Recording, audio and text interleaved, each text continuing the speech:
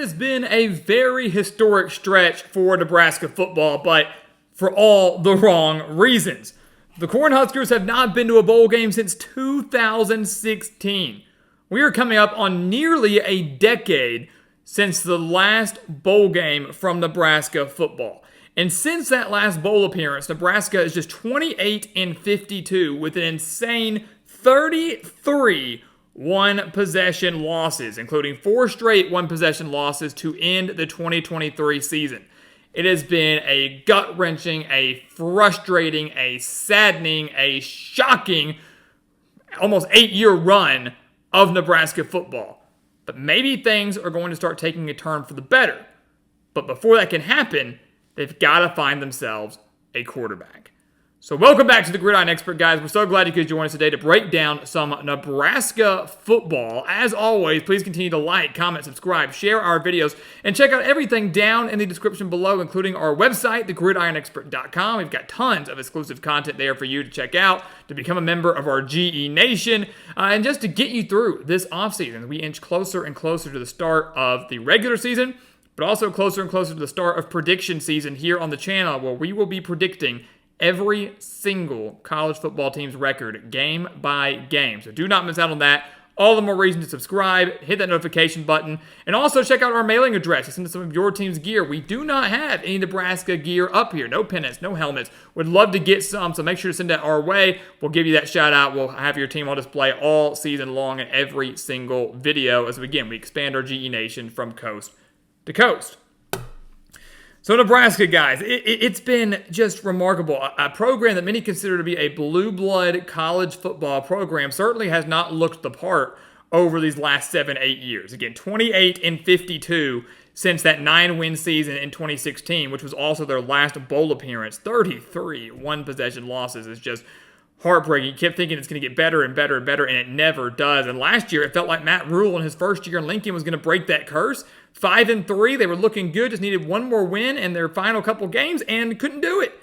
4 straight one-possession losses. Nebraska once again missed out on a bowl game, finishing 5-7. There's a lot of reasons why Nebraska football has struggled over these last few years. You can attribute it to coaching, you can attribute it to defense, you can attribute it to playmakers, but a major reason is lack of quarterback play. And just look back through the timeline, guys. Nebraska has not had a truly elite, truly, dare I say, good quarterback in years. 2017, they went 4-8 and had Tanner Lee as their quarterback. 30,000 yards, great. 23 touchdowns with just 16 interceptions. Between 2018 and 2021, they went through a kind of a carousel of quarterbacks, but it was primarily Adrian Martinez, an up-and-down career with the Cornhuskers. 45 passing touchdowns, 35 rushing touchdowns, so 80 total touchdowns, had 30 interceptions though. So 45 passing touchdowns, 30 interceptions, not all that great. Again, kind of a tumultuous up and down career with Martinez before he ultimately transferred out of the program to go to Kansas State. Also saw a little bit of Noah Vedral in there before he transferred to Rutgers. Saw a little bit of Luke McCaffrey in there, but mostly Martinez during that span. 2022 was mostly Casey Thompson, who had 17 touchdowns and just 10 interceptions. Not a great mark there. And then 2023, this last season, you had the Jeff Sims disaster. Sims transferring in from Georgia Tech. Many thought he would be great for Matt Rule's offense. Dual threat QB, didn't have a horrible career at Georgia Tech. Was absolutely god-awful during his time with the Cornhuskers. And then Heinrich Haarberg as well. Did all he could, leading Nebraska to 5 wins, doing really, honestly, relatively well for what was the weapons he had around him, the situation he was thrust into, but clearly not the quarterback of the future for Nebraska. So since their kind of demise after the 2016 season, Nebraska hasn't had that quarterback play that's allowed them to separate themselves in what has been a wide open Big Ten West. A Big Ten West that hasn't been all that great. Iowa's won it, Purdue's won it, Northwestern's even won it, but none of those teams have ever been truly super elite over these last couple years. And Nebraska certainly missed out on a window there. But going into 2024, this could be a season where things start to turn a corner. Are we saying Nebraska's going to go contend for a Big Ten title? No, I'm not saying that. Not with the addition of Oregon and Washington and USC and UCLA and guys like that. But we are saying maybe this could be the year they make a bowl game. Let's get back to the postseason. Start to get back to relevancy. But it all starts with the quarterback, the most important position on the field. Who is it going to be? Who will be the quarterback for Nebraska? many believe it's going to be the number 1 quarterback in the 2024 class, the 5-star Dylan Rayola. That is a huge pickup for Nebraska.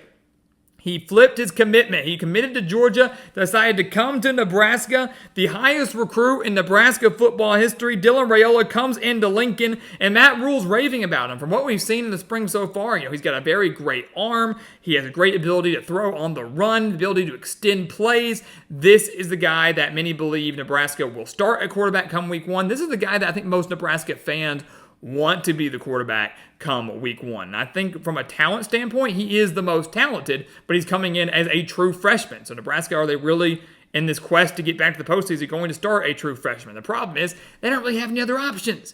That's the pro and the con of this. If you're a Dylan Rayola fan, you want to see him under center, that's great because he doesn't have much competition.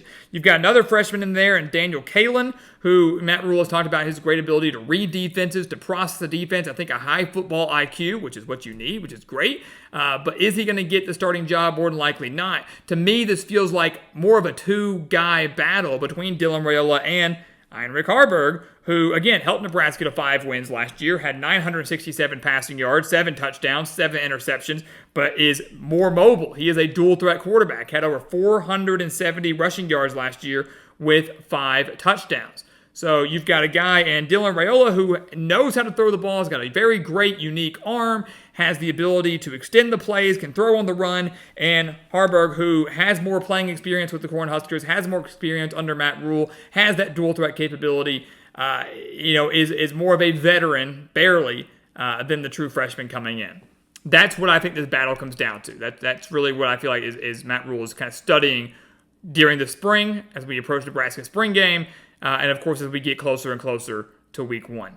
Ultimately, I do believe the job is Dylan Rayola's to lose. I do. I don't see how he doesn't get this job. I mean, and I say that confidently. I mean, anything can happen, and ultimately it's Matt Rule's decision. But he, to me, is the best quarterback on this roster. He is the number 1 quarterback in the class for a reason. He is the most talented quarterback on this roster for a reason. And if things start to go south with him early on, then you stick Heinrich Haarberg in there, a guy that, again, has more playing experience, a guy that does have that dual threat capability, which is huge. But ultimately, I think Rayola is going to be the guy that gives Nebraska the best chance to win. That's who I believe is going to be their starter come week 1, and the guy that I think could help lead them to a bowl game in 2024. And here's also why. Nebraska's schedule, we broke it down earlier in the year, broke it down in our schedule preview series, and Nebraska's schedule, guys, is really favorable. Really favorable. The Cornhuskers only have 2 road games in their first 7 games. 2 road games in their first 7 games, and the toughest team they face in those first 7 games, and the team that finished with the best record last year in those first 7 games, is Rutgers. And Rutgers is one of our surprise teams. They are no slouch at all. But Nebraska does get to host the Scarlet Knights, which is huge. Home field advantage against a Rutgers team that is kind of up and down, has been under Greg Schiano, but finally broke through last year and won a bowl game. But the rest of the teams they faced had a losing record. They weren't all that great. And there's a very good chance that Nebraska could start, at worst, 5-2. But I wouldn't even rule out a 7-0 start. I really wouldn't. Would not rule that out.